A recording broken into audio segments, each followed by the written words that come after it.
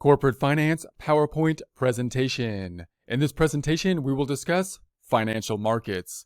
Get ready, it's time to take your chance with corporate finance.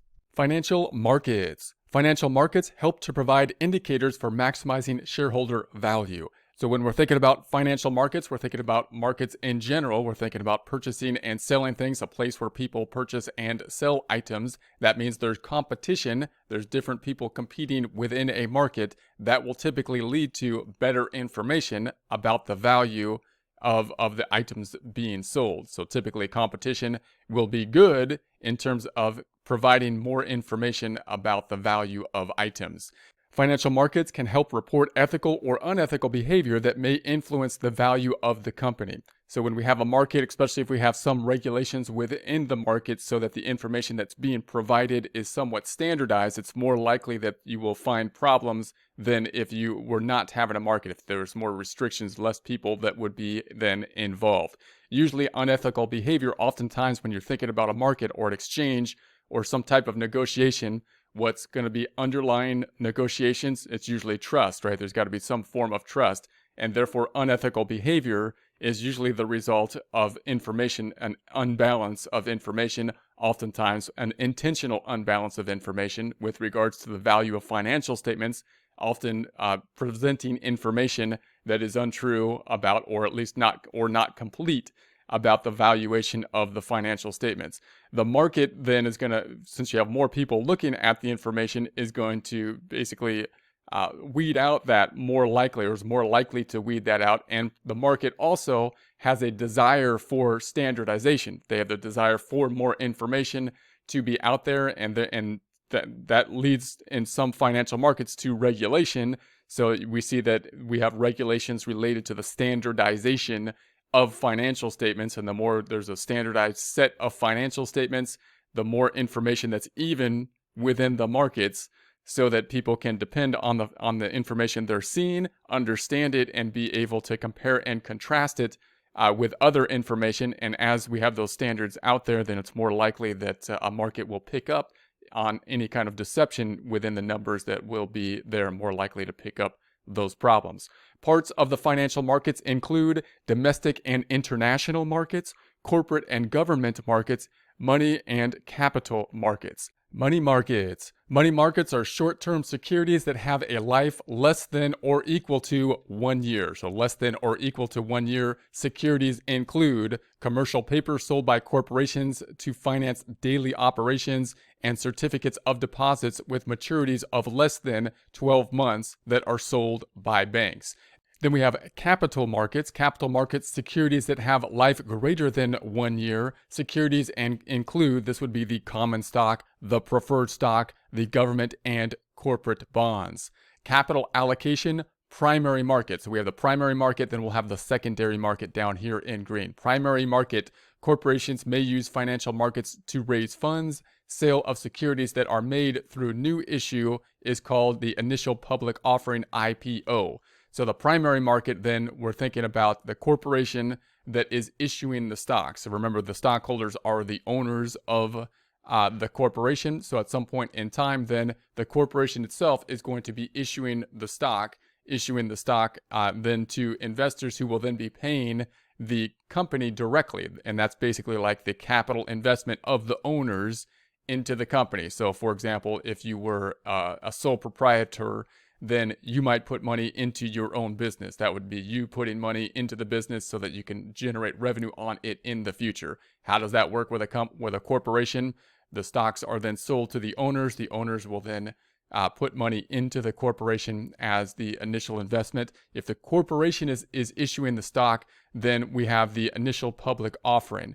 Now then we have the secondary market, which is really, when you think about these large markets, that's where most of pretty much all the trading is happening. So like the vast majority of trades are on the secondary market. So in other words, once the corporations have issued the stocks, now the stocks are out in the market. Now, because the beauty of the stocks is that they're all the same in units, just like dollars. So they've got unit values that are the same, and therefore they're more easily valued and they're more easily traded. So once they're on the market, then they can be traded on the secondary market amongst traders. So investors buying and selling securities. So if you were to buy and sell securities on the market, you would most likely not be buying from the company, not buying from the initial public offering, although you can look into that. You would most likely be buying from other people, right, on the secondary market of the ownership. So the ownership then will be changing hands. If you're talking about a large publicly traded stock, it could be trading hands then on the market, and that would be the secondary market. The prices of securities will continually change based on the market. So notice when you issue the stock, it's not like the corporation is going to basically set the price for all time, right? Once the corporation issues the stock, the corporation is going to issue the stock for whatever they can when they issue the stock and they receive the initial offering for it. But once the stock is out there, then the people that are trading the stocks are valuing the stock. The market is then trading and valuing the stock. So now the value of the stock is completely dependent on the market. So the financial data that's going to be given by the company is the primary data on which the market will be valuing the stock. But the value of the stock is simply just like the value of anything, really, dependent on what people will pay for it in a free market. So the value of the stock is dependent on the desire of people to have that stock, and that's going to be the valuation of the market. Once again, that valuation will be dependent on the information those people know. How do those people have any information about the company? Well, generally, that's going to be from the financial statements. So financial managers are given feedback about the company's performance. So notice when you're management of the company, your goal is to maximize the value of the company, maximize the value to the shareholder, maximize the wealth to the shareholder, whoever that shareholder is, even if they're trading the stocks and whatnot. You want to, and how are you going to do that? Well, you're trying to maximize the value, the perceived value of the company, which hopefully reflects actual value of the company, because the valuation of the company itself is going to be like the value of anything, what the perceived market value is of the company, and that will be determined by the market. So the bottom line information that the financial management is going to get, the end information is actually coming from the market. People looking at them and their reporting, including the financial statements, and determining based on that the valuation of the company. So the performance of the actual financial statements themselves, the main performance document being the income statement, is going to be a primary tool on which management will kind of judge themselves and judge their performance. But the ultimate judge of performance on management is, what are your stocks trading for? What does the market think about the company? And that's going to be reflected typically in the changes in the stock price. So you can't read too much into that. Obviously, management needs to consider, inflation or increases or decreases in perceptions and whatnot, and think about the long-term goal as opposed to the short-term goal. But that feedback from the market is important for management in assessing their performance. So return and risk. Investors will choose risk levels that are in alignment with their objectives, attempting to maximize return for a given risk level.